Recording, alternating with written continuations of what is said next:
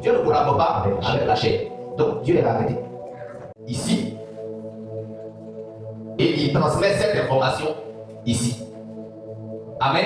Amen. Est-ce que je parle à quelqu'un? Pousse papa. Donc s'il arrive que, parce que l'âme change jamais de position, changer de position, esprit et âme, esprit et corps, va derrière. Donc s'il arrive qu'il change, l'âme va faire quoi? L'âme ne change pas de position, il va prendre l'information ici, pour transmettre où? Ici. Lui ne change pas de position, il prend juste l'information de ce qui est devant lui, il transmet à celui qui est derrière. Or, ce qui est derrière est ce qui est proche de Dieu.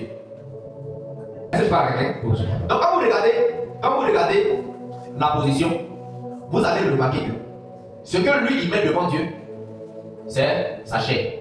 Donc ça c'est une personne entière qui est arrêtée là.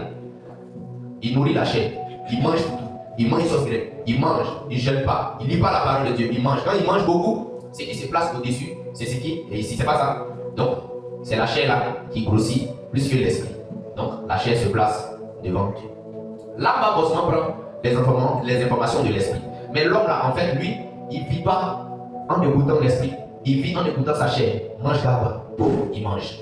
Amen. Amen. Aujourd'hui, il y a dit avec sauce grecque, mange, il mange. Donc lui, il ne fait que manger. Du coup, celui qui a grandi, c'est son corps. Et son corps est où? Son corps est en face de Dieu parce que c'est ce qui a grossi, c'est ce qui a pris la position au-dessus. Or, Dieu ne fait pas quoi? Dieu ne collabore pas avec la chair. Donc, Dieu est arrêté. Dieu attend que l'esprit reprenne la place de la chair. C'est pas ça. Alors qu'est-ce qui va se passer? Comme c'est la chair qui est devant, la chair présente toutes les maladies. Vous m'écoutez? Donc la chair est celui qui brille. Donc toi tout? Non, tout ici.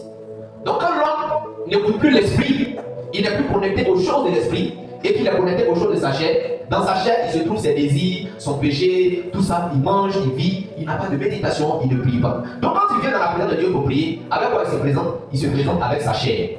Et dans cette chair-là, il y a des maladies, il y a tout le temps, il présente ses problèmes, ses soucis financiers, ses maladies, tout ça. Mais Dieu ne peut pas parler, Dieu ne peut pas répondre, Dieu ne l'entend même pas. Pourquoi? Parce que Dieu ne collabore pas avec sa chair.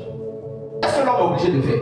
L'homme est obligé de tout faire pour tuer la chair. Donc la chair et l'esprit vont changer de position.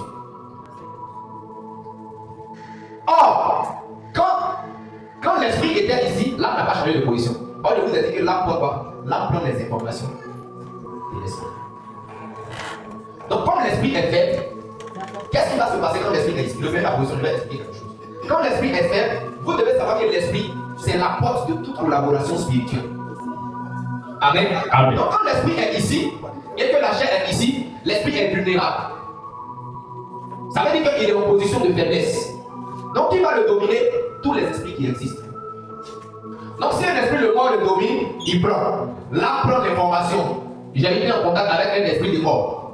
Il donne à la chair. La chair commence à manifester des maladies pour mourir. L'esprit, lui, est fait. Il n'a pas de défense. Il est comme un globule. Il est juste là. Il y a une entité du village là-bas qui dit que les gens ne peuvent pas devenir riches, les gens ne doivent pas prospérer. Il est encore en position de faiblesse. Donc, il rentre en contact avec ton esprit qui est encore faible, sans défense. Paf! Il est vulnérable. Donc, il est en dessous de l'esprit qui t'attaque. Là, on prend l'information. Il transmet à la chair. Et la chair exécute. Donc, quand l'homme prend conscience que, en fait, ma vie n'évolue pas. Parce que, aussi longtemps que lui, là, il est fait, même le plus petit esprit valide de lui, il vient, il le frappe. Dès que lui, il est battu, là, lui n'a rien à faire. Lui, son problème, c'est de prendre les informations de ce que celui qui est devant lui vit, pour les transmettre à ce qui est derrière lui. Or, celui qui est derrière ne règle pas de problème. Celui qui est derrière lui, il subit les problèmes. La chair. Amen. Donc, quand il prend les informations ici qu'il les transmet, lui, il subit. Il ne règle rien. La chair ne peut jamais rien régler. La chair est une enveloppe dans laquelle Dieu a mis l'esprit pour vivre. C'est tout. Donc, elle vit ce qui lui est transféré. C'est pourquoi, si on communique à l'esprit, quand ton esprit est encore bas et que ton esprit est ici, tu as l'esprit faible. C'est pas ça. Donc, quelqu'un peut venir te dire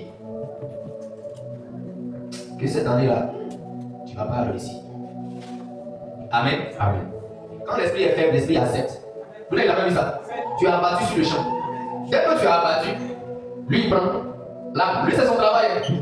Il prend l'information. L'esprit est abattu. Cette année, cher, tu ne vas pas réussir. Paf, il transmet. Quand lui il transmet, lui il est découragé. Et comme dans notre famille, on ne réussit pas. Notre famille là, on ne devient pas quelqu'un. Il est là. Quand il va à l'hôpital, Les gens se sont trompés. Quelqu'un d'autre a donné son sang, il y a sida.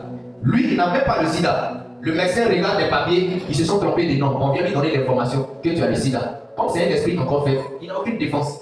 Donc dès qu'on lui dit qu'il a le sida, il est abattu. Lui, il a déjà pris. L'âme, lui, il a déjà pris en même temps. Il donne l'information à la chair. On a le sida. Lui, il commence à mourir. Parce que lui, il a le sida. Maintenant, il va se présenter devant Dieu pour parler à Dieu, pour prier. Or, quand il se présente devant Dieu, vous comprenez que tout ça, c'est une seule personne, non? Quand il se présente devant Dieu, qu'est-ce qu'il a présenté à Dieu? C'est la chair. Est-ce que Dieu collabore avec la chair? Non. Donc Dieu ne t'entend pas. Il faut qu'il prenne conscience et qu'il change quoi? De position. L'homme se rend compte que non, ma manière de vivre, je ne me préoccupe plus de la chair. Il faut que je prenne conscience, il faut que je commence à prier, il faut que je commence à jeûner.